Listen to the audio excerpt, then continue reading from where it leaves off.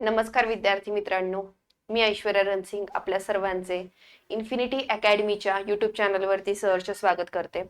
मी आज आपल्या समोर जी काही रिक्रुटमेंट नोटिफिकेशन आहे, ज्यामध्ये IREL इंडिया या ज्या PSUs मध्ये सध्या व्हॅकन्सीज आपल्याला पाहायला मिळत आहेत, तर त्या व्हॅकन्सीला लागणारी qualification, exam pattern, post description, त्याच्यानंतर व्हॅकन्सी, डॉक्युमेंट्स, एज लिमिट, तर ह्या सगळ्या गोष्टीची आपण एक इन्फॉर्मेशन घेणार आहोत.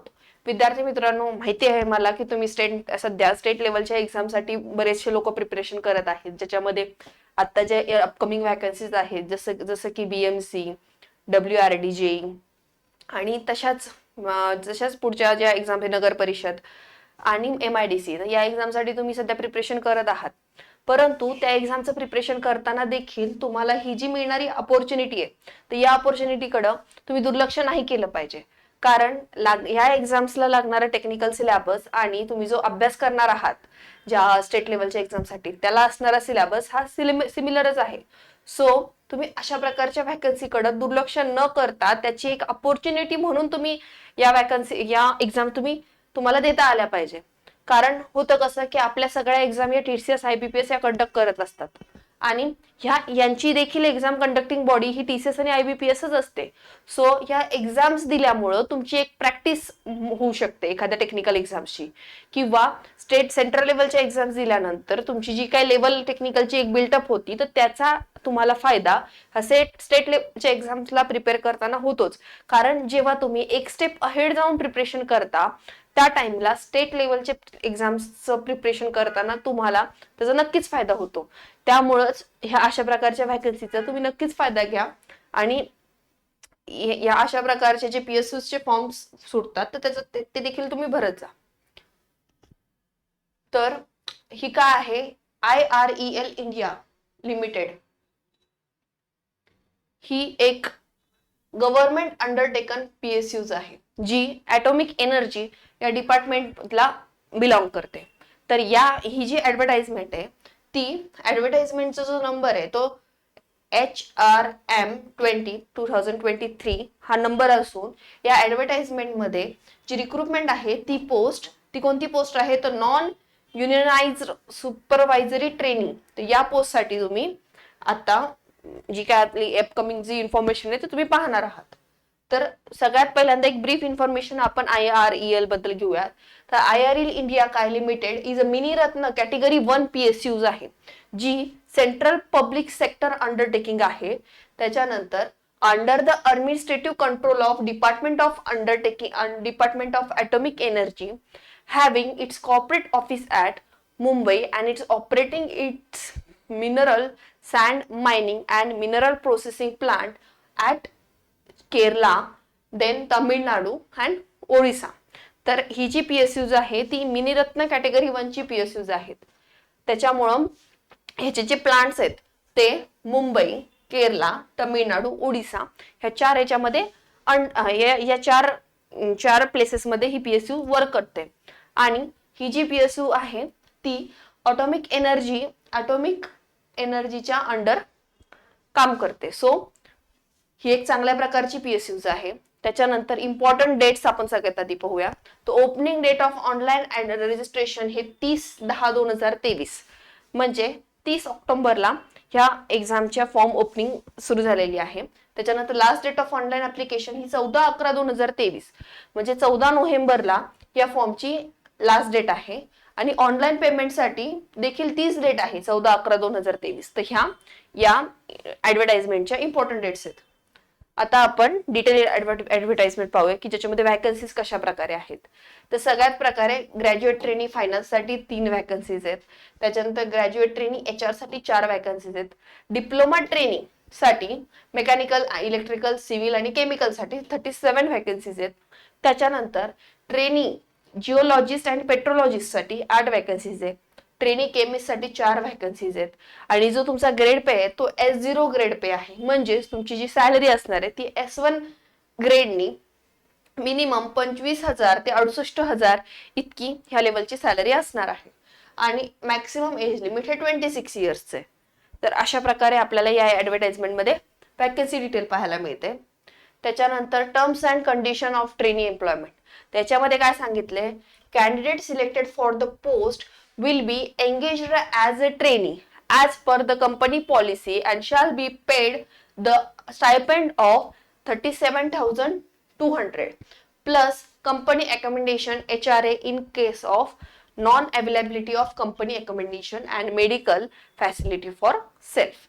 The selected candidate shall be on the trainee initially period of 1 year. On the successful completion of which they will be absorbed as S1 grade as junior supervisor. म्हणजे काय की जी पोस्ट साठी तुम्ही सध्या अप्लाय करणार आहे तर त्या पोस्टमध्ये तुमचं सिलेक्शन झाल्यानंतर तुम्हाला S0 पे स्केल वरती किंवा S0 ग्रेड वरती तुमचं सध्या सिलेक्शन होणार आहे आणि after successful completion of 1 year तुमचं S1 ग्रेडला हे तुमचं प्रमोशन होणार आहे. म्हणजे कसं की तुमचं जे जॉईनिंग नंतर होणार आहे ते ज्युनियर सुपरवायझर म्हणून तुमचं जॉईनिंग होणार आहे.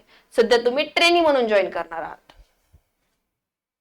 ओके, देन तुमचं काय आफ्टर आणि त्याच्यानंतर तुमचं पे स्केल आणि ह्याच्याबद्दल मी तुम्हाला इन्फॉर्मेशन सांगितली की after successful completion of training absorption in S1 grade in ambition of basic pay scale selected candidate would be entitled to applicable industrial dearness allowances. म्हणजे S1 च्या ग्रेडनुसार तुम्हाला वेगवेगळ्या प्रकारचा जो डिअरनेस अलाउन्स आहे, HRA अलाउन्स आहे आणि बाकी सगळ्या ज्या गोष्टी आहे त्या तुम्हाला पे केल्या जाणार आहे. आता क्वालिफिकेशन बद्दल बोलूया. आता ग्रॅज्युएट ट्रेनी फायनान्स साठी graduate in commerce from recognise university, graduate trainee HR साठी graduate in any disciplinary from recognise India university. त्याच्यानंतर मेकॅनिकल डिप्लोमा ट्रेनीसाठी 3 years diploma in civil, mechanical आणि इलेक्ट्रिकल ह्या 3 कोणत्याही डिपार्टमेंट मधून तुमचा डिप्लोमा होणं गरजेचं आहे. केमिस्टसाठी त्याचप्रमाणे आहे. त्याच्यानंतर आता एज रिलॅक्सेशन किती आहे तर अनरिझर्व साठी रिलॅक्सेशन नाहीये. तुमचं जे एज आहे हे फॉर्म भरायच्या लास्ट डेट वेळी 26 इयर्सचं असणं गरजेचं आहे. एज लिमिट तुम्हाला जी व्हॅकन्सी डिटेल्स मध्ये त्यांनी मेन्शन केलेलं आहे. तर रिलॅक्सेशन EWS आणि ओपन कॅटेगरीला नाही आहे. ओबीसी कॅटेगरीला 3 इयर्स रिलॅक्सेशन आहे. SC/ST कॅटेगरीला 5 इयर्स रिलॅक्सेशन आहे. EWS PWBD अनरिझर्व EWS ला 10 इयर्स रिलॅक्सेशन आहे. त्याच्यानंतर एक्स सर्व्हिसमॅन्सला actual period of service in defence service plus 3 इयर्सचं रिलॅक्सेशन आहे. त्याच्यानंतर सेंट्रल गव्हर्नमेंटमध्ये जे काही एम्प्लॉईज आहेत तर त्यांच्यासाठी 5 इयर्सचं रिलॅक्सेशन आहे. अशा प्रकारे एजचं रिलॅक्सेशन देण्यात आलंय. आता सगळ्यात इम्पॉर्टंट फॅक्टर म्हणजे मोड ऑफ सिलेक्शन.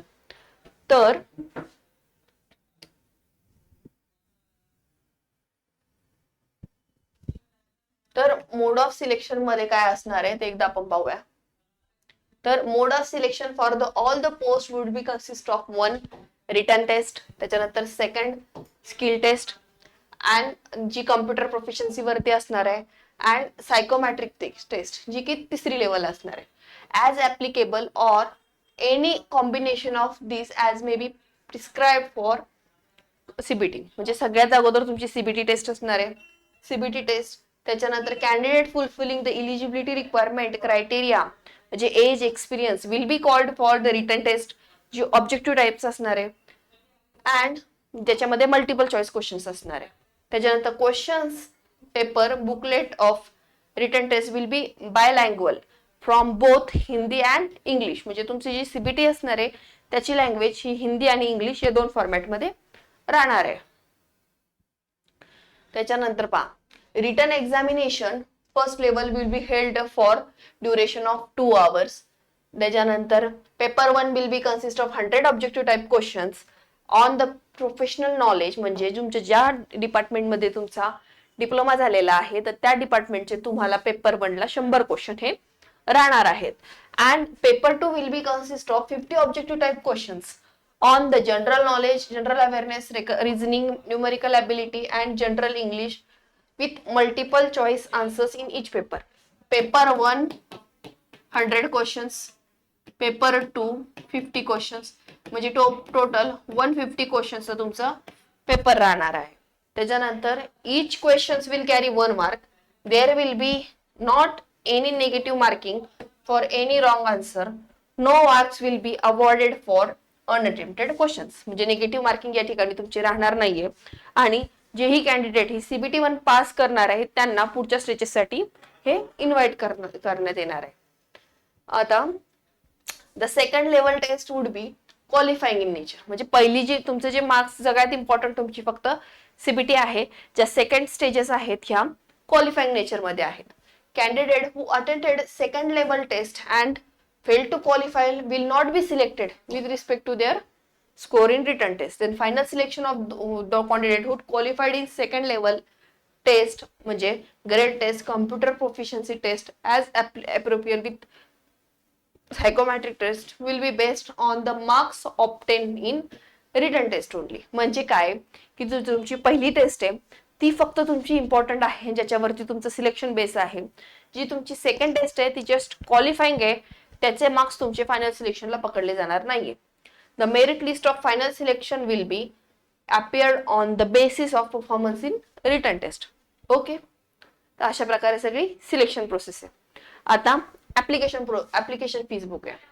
ऍप्लिकेशन फीज किती आहे? 500 रुपीज ऍप्लिकेशन फीज आहे, जी अनरिझर्व EWS OBC कॅटेगरीसाठी ही अवेलेबल आहे. नो आणि कॅन्डिडेटनी कशाने ऑनलाईन पेमेंटनीच पेमेंट करायचंय. त्याच्यानंतर candidates are therefore advise to verify their eligibility before payments. म्हणजे तुमची जी फी आहे ती तुमची परत केली जाणार नाही ऍट एनी कॉस्ट. सो तुम्ही हा फॉर्म भरताना तुमची इलिजिबिलिटी आधीच चेक करून हा फॉर्म फिलअप करा.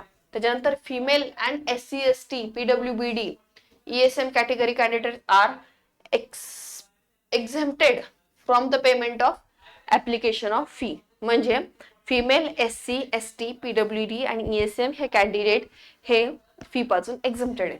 सो मुलींनी तर हा फॉर्म नक्कीच भरला पाहिजे.